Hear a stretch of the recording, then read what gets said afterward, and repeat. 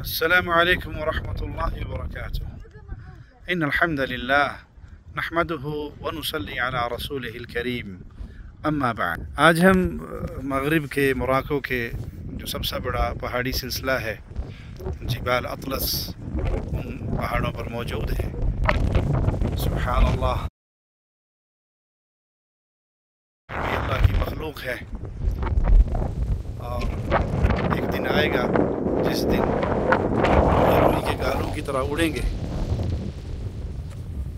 یہ اتنی بڑی بڑی نشانیاں اور اتنے بھاری بھرکم پہاڑ، یہ زمین کی میخیں، یہ روئی کے گالوں کی طرح اڑیں گی۔ یہ دیکھیے، اسلام کے آنے سے پہلے، نور اسلام، نور توحید کے پہنچنے سے پہلے یہاں کے باسی وہ پتھروں کی پوجا کرتے تھے۔ یہ ایک پتھر کی ایک مورتی انہوں نے بنائی ہوئی ہے، جس مورتی کی وہ پوجا کرتے تھے، اور اس طرح اسلام سے پہلے کفر کے اندر ان کی زندگی گزرتی تھی۔ سلام ہے اسلام کے ان جرنیلوں کو، اسلام کے ان عظیم سپوتوں کو، امیر معاویہ رضی اللہ عنہ وارضا، اور آپ کے مقرر کردہ گورنروں کو، جو یہاں تک پہنچے، مکہ کی وادی سے اٹھ کر انہوں نے مغرب کے اس علاقے کو فتح کیا اور اسلام کے نور کو یہاں پہنچایا۔ یہ امت ساری عمر ہمیشہ کے لیے بنو امیہ کے ان جوانوں، بنو امیہ کے ان شہزادوں، بنو امیہ کے ان جرنیلوں کی احسانوں کے بوجھ تلے دبی رہے گی۔ پیارے بھائی، یہ پہاڑ مجھے اور آپ کو درس دیتے ہیں کہ ایک دن آئے گا جب یہ روئی کے گالوں کی طرح اڑتے پھریں گے۔ ان پہاڑی سلسلوں پر غور کیجئے اور اپنی کمزوری پہ غور کیجئے کہ ایک انسان ہونے کے ناطے ہم کتنے کمزور ہیں، ہماری کیا حیثیت ہے۔ جب یہ اتنی بڑی مخلوق قیامت کے دن روئی کے گالوں کی طرح ہوگی تو انسان کی کیا کیفیت ہوگی۔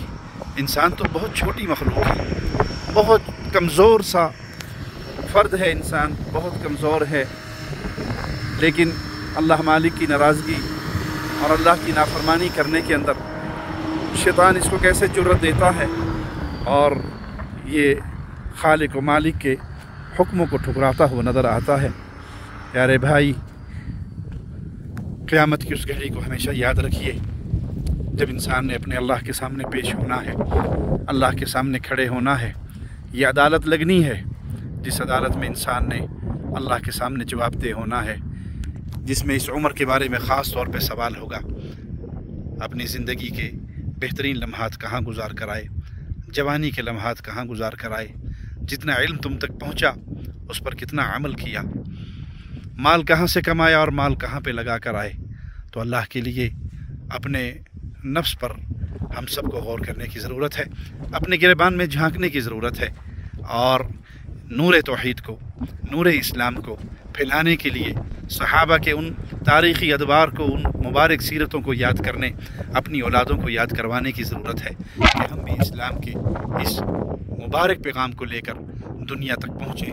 کفر کے اندھیرے ابھی بہت زیادہ ہیں، نور توحید کو پھیلانے کی ضرورت بہت زیادہ ہے۔